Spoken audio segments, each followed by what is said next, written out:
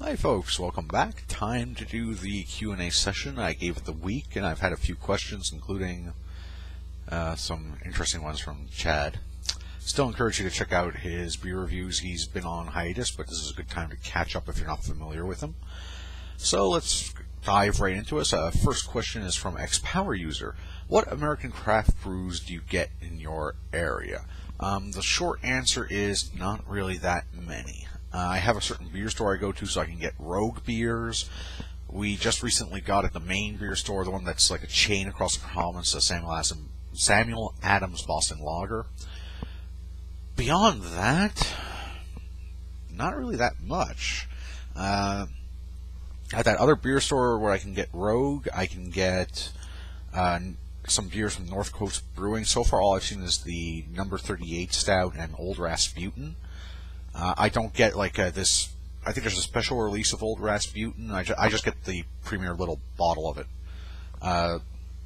Nothing else other than that. There's a few more beers there to cycle through. I think there's like Red Seal Ale, like a lot of stuff from California or Northern California, but that's about it. I don't get the Shoots. I don't get Saranac. I don't get anything along those lines. If you head up to Toronto, maybe you could get some of those or have an easier time getting some of those, but I don't. So I'm extremely limited for craft brews. Now, the big macro brews, I can basically get those at the drop of a hat.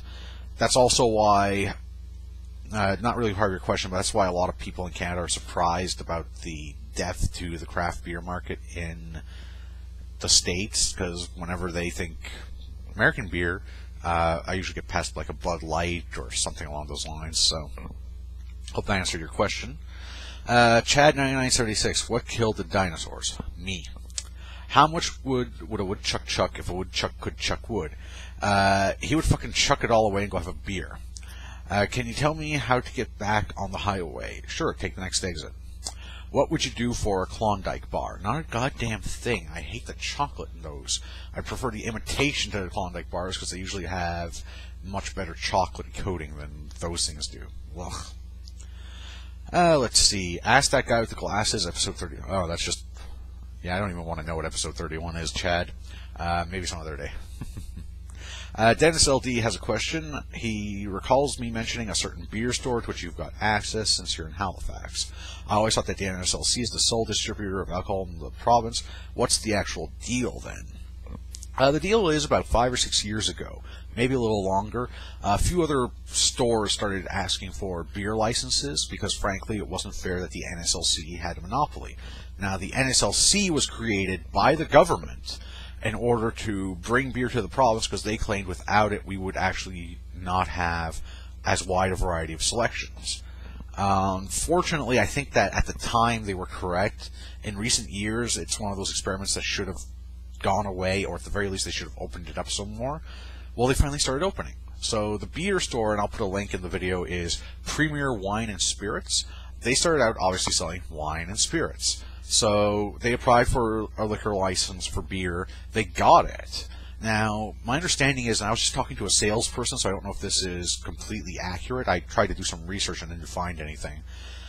My understanding is they can stock beer, but they cannot stock beer that the NSLC would carry or lists as carrying. So, good example, Young's Double Chocolate Stout. Go back to my earlier videos. You'll see I've been moaning that I can't get that. I really wanted to try it, but it's listed on the NSLC website, even though it's not freaking there. So Premier Wine and Spirits can't get it. So they've actually, cornered the market by going out to Rogue or Northern California, things that the NSLC won't get for me. So that's the actual deal. I think there's a few more stores out there. I don't know if there's any more in Halifax that really branch out. There probably is, but that's the one everybody mentions. If you go to Beer Advocate, it's listed in there too. Last question, which I'm actually sorry, L. Harlock, I'm going to steal this from your comments on your Richard's Dark review.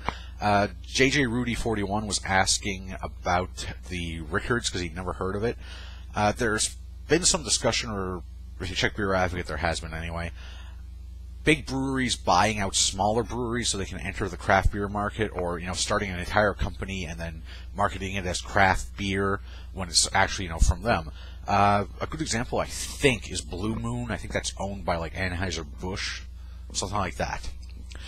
Rickards is actually the exact same thing. Molson came out with it, I think, 10 years ago.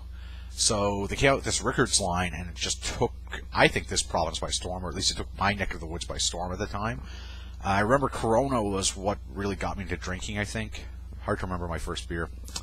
And Rickards was like, whoa, this is great stuff.